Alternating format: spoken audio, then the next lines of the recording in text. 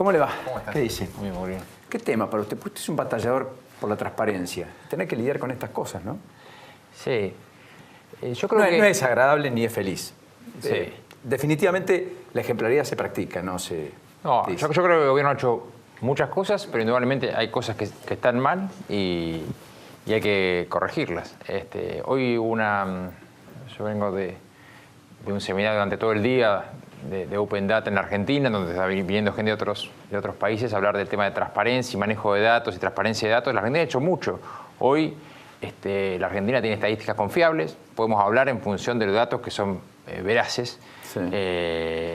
Todos los expedientes, se ha hecho mucho en materia de expediente digital, se ha hecho mucho en materia de transparentar gastos, presupuestos, cuánto cobran los empleados, las declaraciones juradas. O sea que se ha hecho mucho, seguramente habrá falencias y habrá que analizarlas y si hay irregularidades habrá que investigarlas, pero creo que se ha dado un salto en materia institucional importante y se debieran haber hecho muchos más pasos. Yo creo que hay un problema que hay que entender. Vos hablaste hoy de la responsabilidad del gobierno y después dijeron es más una responsabilidad del sistema político. Y yo creo que es cierto, porque hay muchas iniciativas del gobierno que no avanzan, porque bueno, ahí el gobierno está en minoría, estamos en minoría y hay otros actores que no quieren que avance. Pero nosotros hoy tendríamos que tener extinción de dominio, tendríamos que tener otra ley de arrepentido, tendríamos que tener otra ley de financiamiento de los partidos políticos, tendríamos que tener ley de lobby en la Argentina. Ahora, el gobierno ha presentado muchas iniciativas y es un congreso Sí. donde es difícil avanzar. Ahora, también la realidad ha cambiado sustancialmente. Esto que estamos dando hoy de la ROC, etcétera, por suerte no existe más. O sea, la obra pública hoy vale 30-35% menos que lo que valía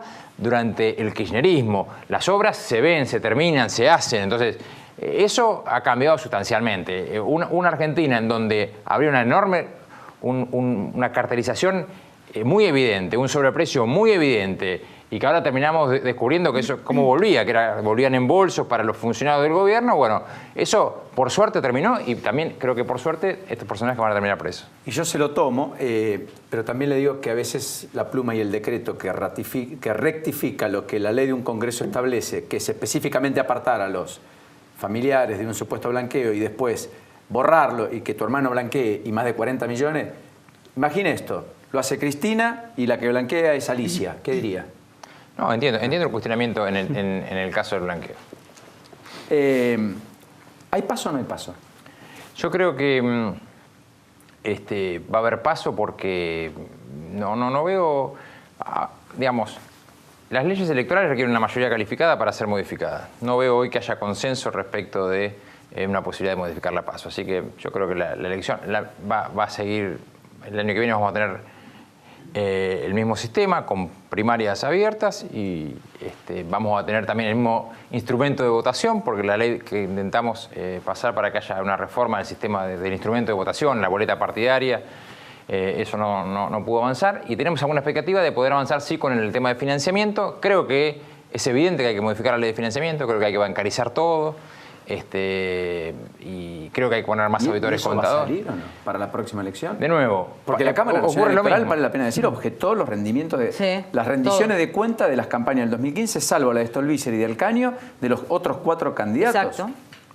¿No es cierto? O sea, Macri, Massa, a ver, Scioli. yo creo que Rodríguez sería a ver, casi todos los partidos políticos tienen sanciones, de distintos niveles de sanciones, por distintas circunstancias, pero lo que está claro es que hay sanciones hacia todas las fuerzas políticas. Esto implica tener que revisar una ley de financiamiento que tiene huecos. Ejemplo, todas las campañas políticas se financian con dinero en efectivo.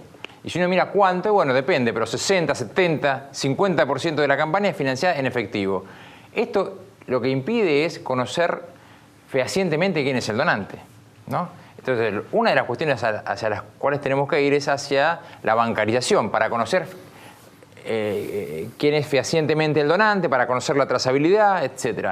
Sobre eso, a esta altura, tendríamos que tener un acuerdo, digamos, y sin embargo, eso está trabado en el debate parlamentario. Yo creo que, bueno, hay una demanda ciudadana para que la próxima campaña sea distinta y nosotros tenemos mucha expectativa de poder empujar esta ley. Es cierto que ahora hay un debate muy importante que es el de presupuesto, pero otro debate debiera ser cómo modificamos la ley de financiamiento de los partidos políticos. ¿Sabés, Paulina, lo que plantea acá Pérez? Fue muy cuestionado en su momento Rogelio Frigerio al impulsar la restitución de fondos. Viste que cuando asumió este gobierno se hablaba mucho del látigo billetera de Cristina Kirchner con las provincias.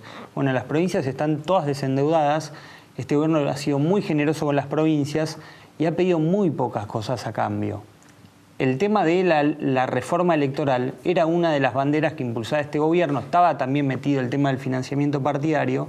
Y de repente ese tema no fue prioridad para pedirle a las provincias. Incluso el propio Pichetto pedía un acuerdo marco de gobernabilidad que garantizara la gobernabilidad de Macri en los 4 años.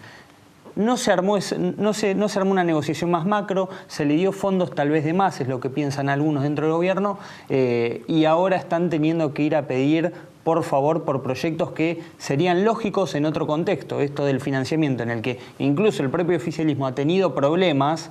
Y los tiene. Y los tiene, y los va a tener si no cambian los que manejen los fondos, porque ese es otro tema. No se puso Adrián Pérez a hacer la recaudación de los fondos de campaña. No.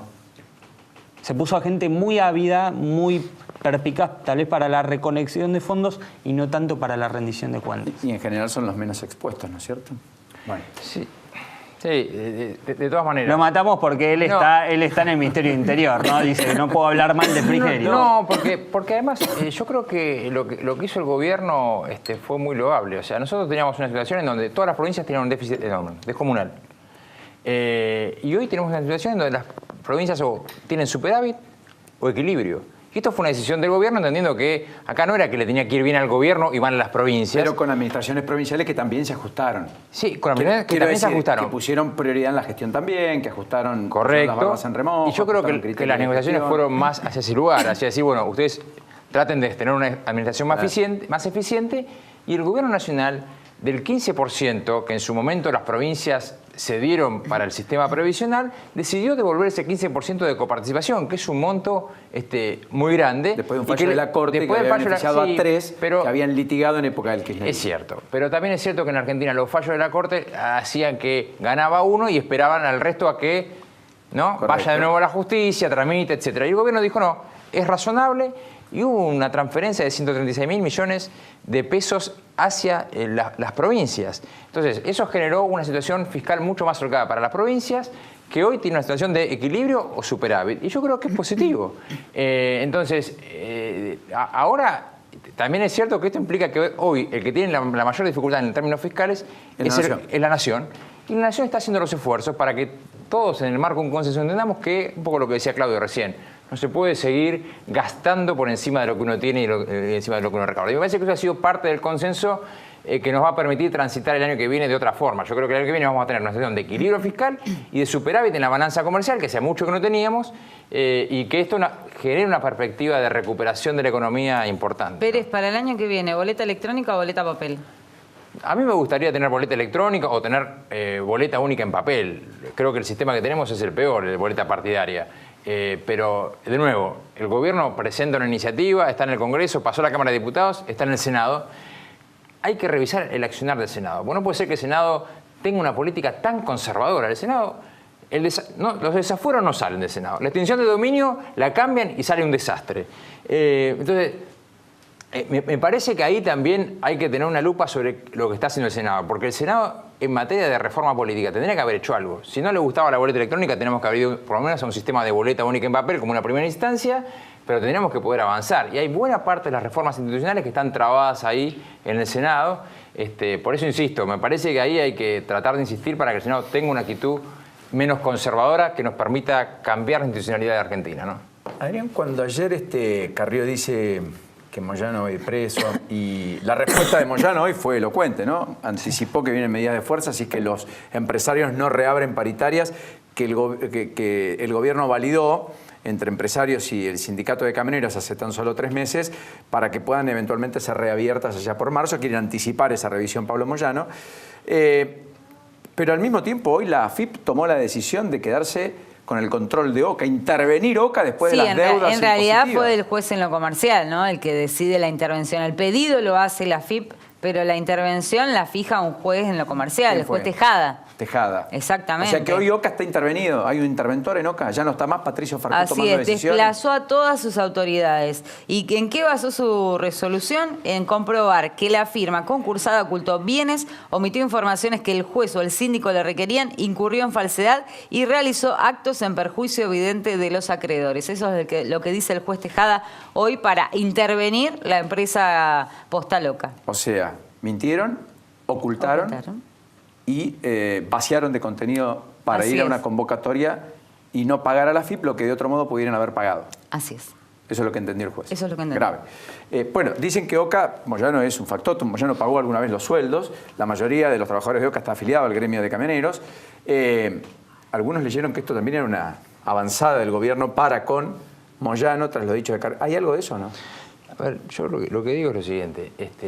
Yo no sé por qué hay una causa judicial que es la que vos estás relatando, y en el marco de esa causa judicial tendrá que avanzar, pero el gobierno no está interviniendo en la causa judicial. Es una causa Carrió judicial. ayer dijo, va a terminar preso, qué sé yo. Bueno, pero también en Carrió hace una valoración política, y en muchos casos las valoraciones políticas de Carrió, algún tiempo después, tienen algún asidero, porque lo que hoy estamos viendo de lo que ocurrió en el kirchnerismo en materia de obra pública lo denunció Carrió en el año 2005 fue la primera denuncia, 2008 fue una denuncia por asociación ilícita. Recién La Roque decía la asociación ilícita que estaba cobrando. No, yo le recuerdo que la asociación ilícita fue la que integró él, porque la asociación ilícita estaba, la cabeza de esa asociación ilícita era Néstor Kirchner, el gerente era Julio De Vido, y los otros operadores eran los que hoy están, ¿no?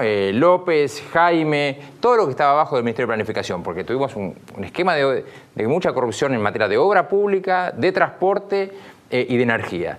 Y esto lo denunció Carrió hace muchísimo tiempo. Entonces, hoy Carrió está haciendo una valoración política y yo nada más le prestaría atención, porque en aquel momento cuando Carrió hablaba, todo decía, no, eso no tiene ningún asidero. Tuvo mucho asidero.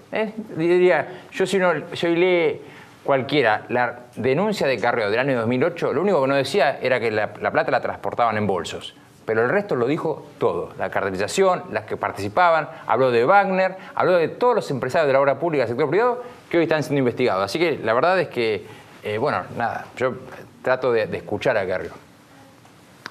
Gracias por este ratito. Adrián Pérez, aquí con nosotros.